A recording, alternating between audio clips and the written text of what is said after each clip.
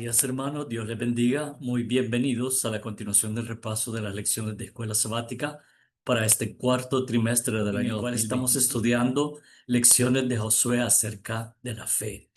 Hemos estado estudiando todo el trimestre el libro de Josué, que es básicamente la continuación que lleva al pueblo de Dios, al Israel literal, que existió hace miles de años y continúa existiendo en el pueblo judío.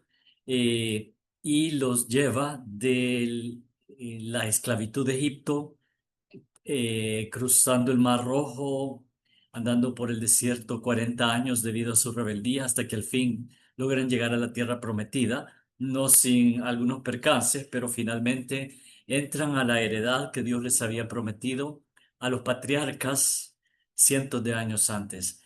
Entonces, hermanos,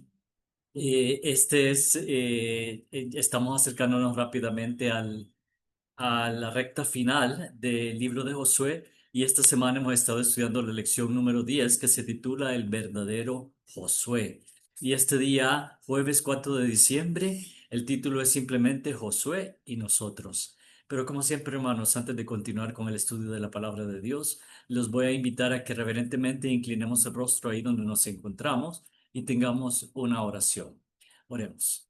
Padre nuestro que estás en los cielos, santificado sea tu nombre. Señor, te alabamos y te damos gracias porque tú eres Dios todopoderoso, grande, maravilloso, misericordioso y grande en misericordia y en perdón para cada uno de nosotros, Señor.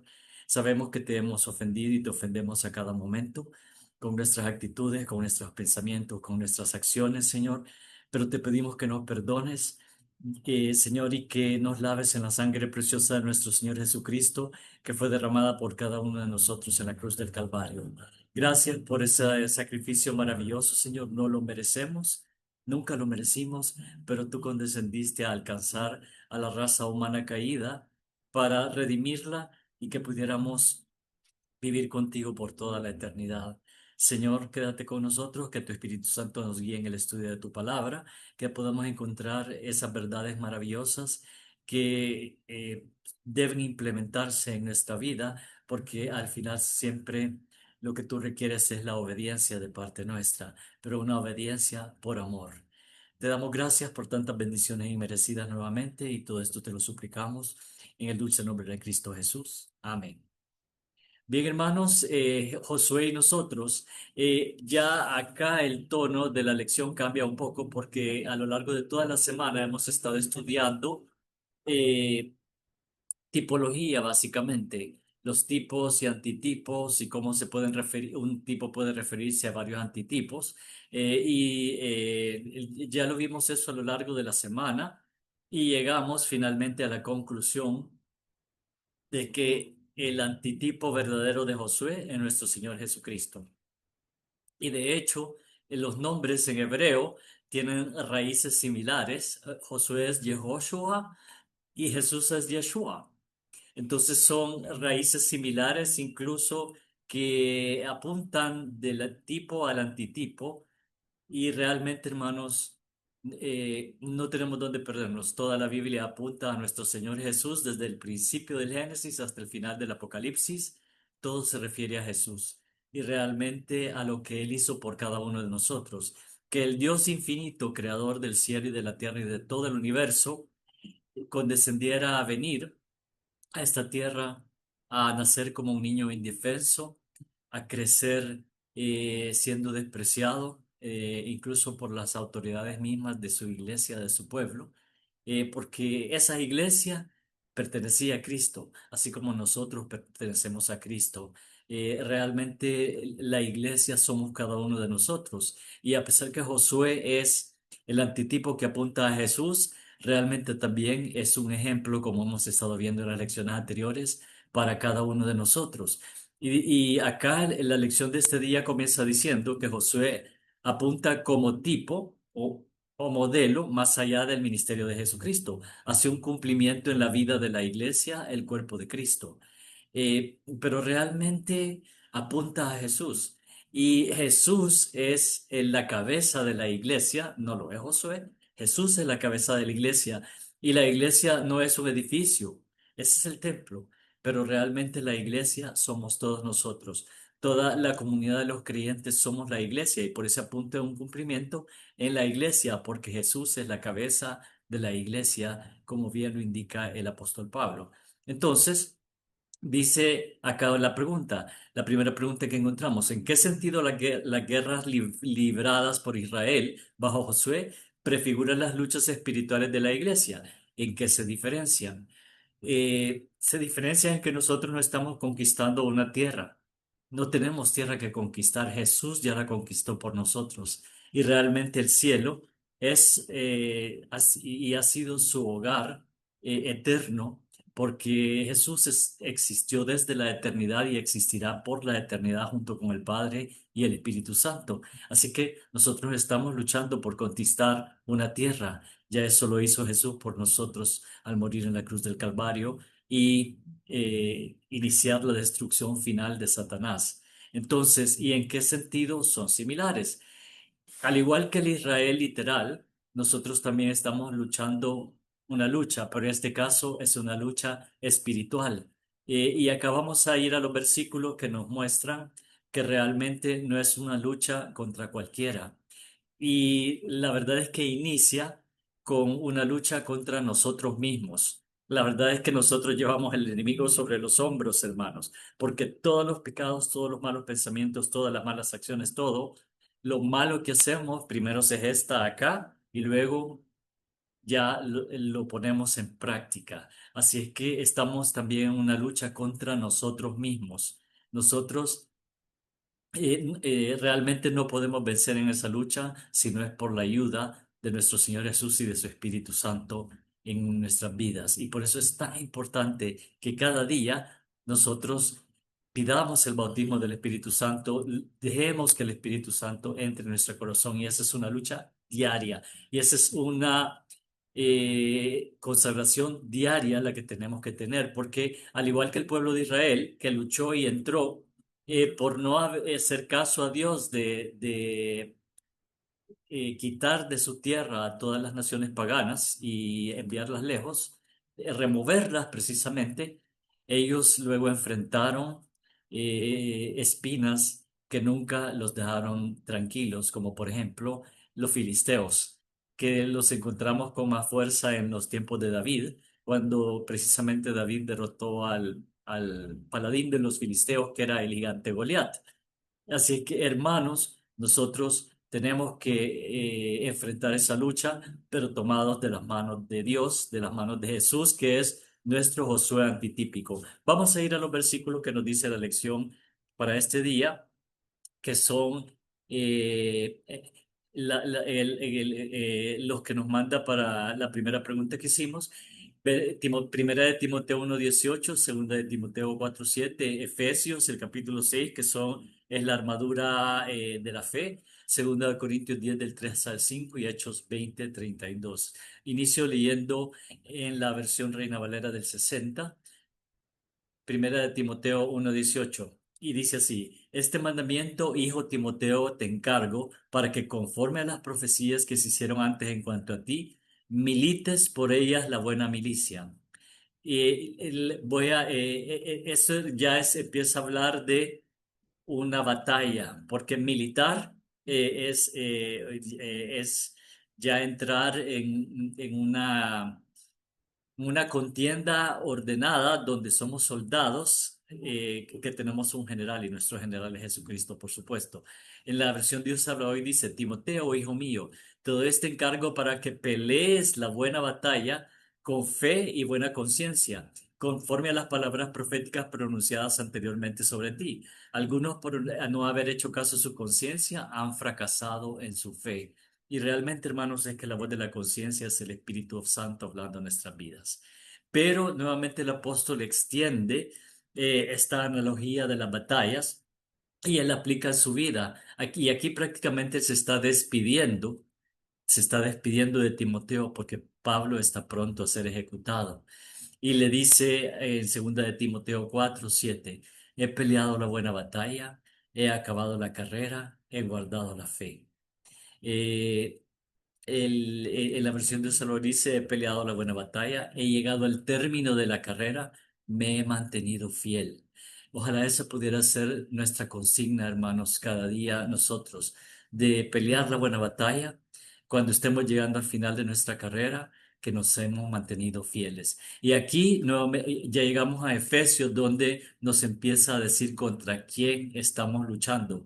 Y no es contra enemigos de carne y hueso, aunque los pueden haber, pero acá se llama la armadura de Dios y en la versión Dios habla hoy, esta sección la titula El combate espiritual del cristiano. Leo una versión Reina Valera del 60, dice, por lo demás, hermanos míos, fortaleceos en el Señor y en el poder de su fuerza. Vestíos de toda la armadura de Dios para que podáis estar firmes contra las hechanzas del diablo. O sea, no es del vecino, no es de mi enemigo, no es de mi enemiga, no es de alguien que está por allá, de alguien de carne y hueso, no. Contra las acechanzas o engaños, como dice la versión de Sabaoth, del diablo. Y es que el diablo es el gran engañador, como le llamó Jesús. Y entonces leo en versículo 12, porque no tenemos lucha contra sangre y carne, sino contra principados, contra potestades, contra los gobernadores de las tinieblas de este siglo, contra huestes espirituales de maldad en las regiones celestes. Así que, hermanos, nuestra lucha no es sencilla. Estamos luchando con alguien que tiene miles de años de experiencia y que conoce todos los engaños habidos y por haber. Y si no nos aferramos a la mano de nuestro Señor Jesús y al poder de su Espíritu Santo, no vamos a poder vencer en esa batalla. En 2 de Corintios 10 del 3 al 5, el apóstol Pablo nuevamente nos vuelve a decir, porque aunque andamos en la carne, no militamos según la carne, porque las armas de nuestra milicia no son carnales, sino poderosas en Dios para la destrucción de fortalezas, derribando argumentos y toda altivez que se levanta contra el conocimiento de Dios, y llevando cautivo todo pensamiento a la obediencia a Cristo. Leo la versión Dios habla hoy que también lo amplía un poco este pensamiento. Es cierto que somos humanos, dice, pero no luchamos como los hombres de este mundo. Las armas que usamos no son las del mundo, sino que son poder de Dios capaz de destruir fortalezas. Y así destruimos las acusaciones y toda altanería que pretenda impedir que se conozca a Dios. Todo pensamiento humano lo sometemos a Cristo para que lo obedezca a Él. Nuevamente, hermanos, reitero lo que les di al principio, que llevamos el enemigo sobre los hombros porque este cerebro se resiste a llevar todo pensamiento cautivo a la obediencia a Cristo. Y finalmente en Hechos 20:32 dice, y ahora hermanos, os encomiendo a Dios y a la palabra de su gracia, que tiene poder para sobreedificaros y daros herencia con todos los santificados. Y esto lo amplía la versión de Ocelot y dice, ahora hermanos, los encomiendo a Dios y al mensaje de su amor. Él tiene poder para hacerlos crecer espiritualmente y darles todo lo que ha prometido a su pueblo santo. Entonces, hermanos, las armas de nuestra milicia no son armas comunes y corrientes, son las armas de la palabra de Dios, el poder de su Espíritu Santo, y nos vestimos con toda la armadura de la fe, con el Evangelio de la paz, porque si no nos ponemos esa armadura, no podremos vencer. Y estamos luchando con un enemigo que engañó a la tercera parte de los ángeles. Y si engañó a la tercera parte de los ángeles, hermanos, ¿cómo no nos va a engañar a nosotros? Así que tenemos que fortalecernos en el poder del Espíritu Santo y ponernos toda esa armadura de la fe y escudarnos en la palabra de Dios, que es como una espada de dos filos. De hecho, si se recuerdan, Jesús venció a Satanás en las tentaciones en el desierto, con un escrito está. Así es que esa también es nuestra espada con la que podemos luchar. Pero continuando adelante, en Josué y nosotros, realmente Josué apunta a Jesús y Jesús es la cabeza de la iglesia. Y eh, acá los últimos versículos dicen que dicen estos textos acerca del cumplimiento final de la tipología de Josué. Y realmente no es la tipología de Josué, sino que es el antitipo de Jesús el que está cumpliendo todos estos versículos que vamos a ver. Entonces, Vamos a Primera de Pedro 1:4, Colosenses 3:24 y Apocalipsis capítulo 20, versículo 9 y capítulo 21, versículo 3. Y acá es una reseña un poco rápida acerca de lo que es digamos, toda esta historia y cómo va a desembocar. La historia de la salvación, si ustedes la quieren llamar así. Y en Primera de Pedro 1:4, en la versión Reina Valera del 60, dice, para una herencia incorruptible, incontaminada e inmarcesible, reservada en los cielos para vosotros. Eso era lo que estaban viendo y hermanos, Dios les hizo las mismas promesas a los hombres y mujeres extraordinarios del Antiguo Testamento. Y en el capítulo 11 de Hebreos, que es es el Salón de la Fama de los Héroes de la Fe, ahí dice que todos estos murieron sin haberlo recibido. O sea que realmente esperaban esa herencia que no se veía, a pesar que Dios les dio la tierra prometida, que era su herencia y se le había prometido a Abraham, a Isaac y a Jacob y a sus descendientes. Se las dio, pero realmente la verdadera herencia, ellos la miraban desde lejos, como dice en Hebreos. Y en 1 de Pedro 1:4 nos dice, y hará que ustedes reciban la herencia que Dios les tiene, guardada en el cielo, la cual no puede destruirse, ni mancharse, ni marchitarse. Y en Colosenses 3:24 vuelve a reforzar este punto, dice, sabiendo que del Señor recibiréis la recompensa de la herencia, porque a Cristo el Señor servís. Él es nuestro Señor, Él es nuestro Rey, Él es a quien pertenecemos por creación y por redención. Y acá vemos ya el epílogo de la historia final de la humanidad, cuando regresen los salvados, después de 1000 años en el cielo, regresan acá a la tierra junto con la santa ciudad. Y acá vemos el último intento desesperado de Satanás con sus huestes de atacar la ciudad. Y dice la Nueva Jerusalén, y dice, Apocalipsis 29, y subieron sobre la anchura de la tierra y rodearon el campamento de los santos y la ciudad amada. Y de Dios descendió fuego del cielo y los consumió. En la versión de Hoy dice, los quemó por completo. Esa será la destrucción final del pecado, de la muerte y de Satanás.